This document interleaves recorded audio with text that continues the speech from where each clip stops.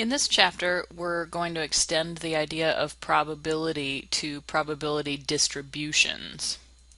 This is going to let us make that jump from descriptive to inferential statistics, where we describe what could happen instead of what actually did happen. With probability distributions, we're going to be looking at random variables, which are variables that count how many times something happens, and that's random because whatever's happening is random. These are quantitative kinds of data, quantitative variables, because they count something. And then remember from chapter 1 that quantitative variables can be discrete or continuous. So discrete are countable, which are usually whole numbers except for the exception of money. And then continuous variables are the ones that can have any number of decimal places, so there are no gaps between all of the possible values. We're going to be talking about continuous variables in the next chapter. In this chapter, we're going to focus on discrete. The random variables we're dealing with in this chapter are discrete because we're counting how many times something happens. So let's say you're flipping a coin twice and you want to see how many times that coin comes up heads. So the random variable would be counting the number of heads, and so we're going to take a look at what that sample space would look like. If you're flipping a coin, you're looking at heads versus tails, so our sample space would be that you could get heads on both flips, heads and then tails, or tails and then heads, those are different, and then tails and then tails. Now our random variable is counting how many times in those two we flipped heads. So it looks like our random variable, we could flip no heads at all, or we could flip one head, or we could flip two. And then there's two different ways that we could get one head. We could get the head first or we could get the head second. Since these are only whole numbers, we're counting how many times we flipped heads. That's why it's a discrete variable. Now a probability distribution is when you go through every one of those possible values and find the probability that it happens. So instead of just finding one probability, you're finding all the possible probabilities for all the possible outcomes. For our coin example, the probability distribution would look something like this. So we have our sample space. We've counted that there could be 0, 1, or 2 heads, and then we list those under one column. So X could be 0, 1, or 2. And then the second column is the probability of that happening. So out of those 4 combinations of coin flips, the number of times that we had 0 heads was once, just the one that's tails, tails. So 1 out of 4, you can leave it as a fraction or you can write it as 0.25. How many of those have one head? Well, the two in the middle both have head just once, so 2 out of 4 or 0.5.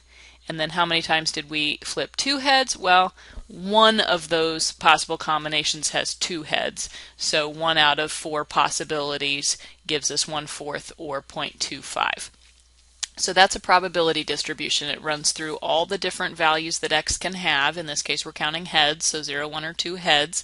And then it also lists the probabilities. These look a lot like frequency distributions. They're similar in concept to that. And in fact, just like with a frequency distribution, you can draw histograms for these. So we've got a bar for each possible number of heads, 0, 1, and 2.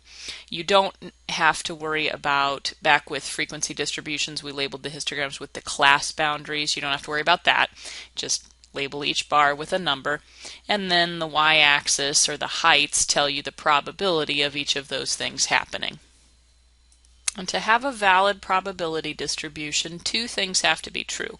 1, you need to make sure that all of your probabilities add up to 1 or 100%, because if you don't have 100%, you're either missing some possibilities, or if you're over 100%, you've counted something more than once. And then also you need to make sure that each of your probabilities are valid, that they make sense. They should be between 0 and 1. You can't have a negative chance that something happens, and you can't have more than 100% chance. So each of those numbers needs to be between 0 and 1. So let's do a quick example where we check these 2 tables and see if they are probability distributions. Well, they both pass the test that all values are between 0 and 1. So we need to check each of them to see if they add up to 100%. Well, looking at that first table, 1/4, 2/4, and 1/4, those do add up to 1. I've got them shown as decimals underneath when I do the math, 0.25, 0.5, 0.25. Those do add up to 1. So that first one, yes, that is a probability distribution. In fact, that's the probability distribution from heads versus tails on 2 coin flips, counting the number of heads. The second table, the one on the right, we've got a problem with that one because if we add up all of those probabilities, they add up to 1.4. So we've got more than 100% there. Something's wrong with that, so that is not a probability distribution. So once you have a probability distribution, what can you do with it? Well, you can actually use the addition rule to find combinations of probabilities. So here are 4 examples of probabilities that we're going to use this probability distribution to find. Okay, so at the top here, probability of less than 3. Well, the first thing you need to figure out is, does that include 3? And it does not. Less than 3 means 0, 1, and 2. So we're going to take the probabilities from 0, 1, and 2. So you look at 0, 1, and 2 and go over and find the probabilities that go with each one. Add those together. So that's going to be 0.93 or 93%. Then for probability of more than 4, same thing. Does that include 4? No, it does not. So we're going to look at x being 5 or 6, find the probabilities that go along with those, and add them up. So that comes out to 0.03 or 3%. All right, so how about these two? So they look similar. The difference is the less than versus the less than or equal signs. So in the first one, probability of 2 less than x less than 6. So x is between 2 and 6 but does not include 2 or 6. So we're going to look at those probabilities, which would be 3, 4, and 5. So probability of 3, 4, and 5, add them together, you get 0.06 or 6%. The second example is similar, except that it does include the 2 and the 6. So we want everything from 2 to 6. So we'll look at all of those values, add all their probabilities together. That's going to give us 0.36 or 36%. Now, just like frequency distributions, we can find means and standard deviations for probability distributions. The means are not too bad to find by hand. The standard deviation is very messy. So for both of these, we will usually just be doing them on the calculator. This is just like when we did frequency distributions, so I'm not going to do a separate video, but you go into Stat Edit and you need 2 columns. So you put the first column under L1 and the second column under L2. Then you go to Stat and over to Calc and pick 1var stats. But because it's 2 columns, remember we had to tell the calculator that. So you do L1, comma, L2, second 1, comma, second 2, and then hit Enter. Or with the newer calculators, when you choose 1var stats, you'll get the pop-up screen like the second one here that has list, and you'll put the L1 there, and then frequency list is where you put the L2, and then you'll go down to calculate. The screen that comes up, the X bar is the probability mean, and then the standard deviation, notice this time there is nothing by the SX. So there's no sample standard deviation. The calculator actually knows that we're talking about all of the possibilities here. So we're talking about a population standard deviation of 0.7. So with these, we're going to go to 1 decimal place because we were counting values, which means all of our data were whole numbers for the possible numbers that something happens, possible number of times. So because our original values were whole numbers, looking at the first column to determine that, that means that we need to go 1 decimal place farther. That was our mean and standard deviation rule, so we're going to go to 1 decimal place on both.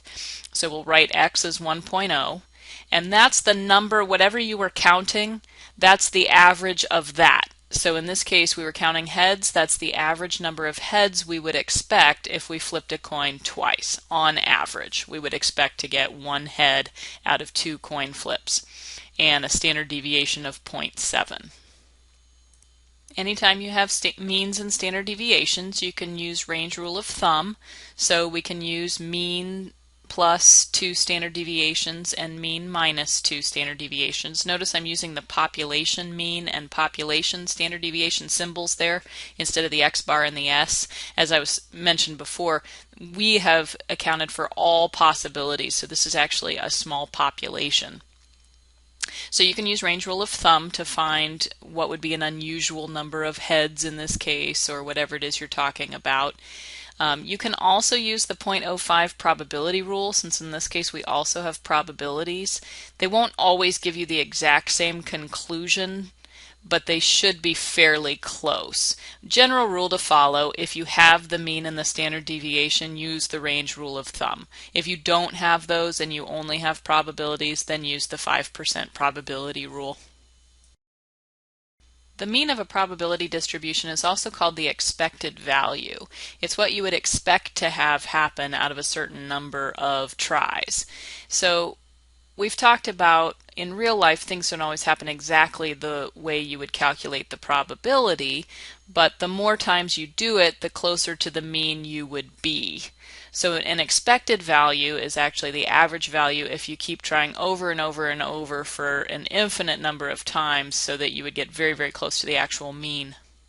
So for example, we use expected value a lot with gambling, games of chance, in this case a raffle.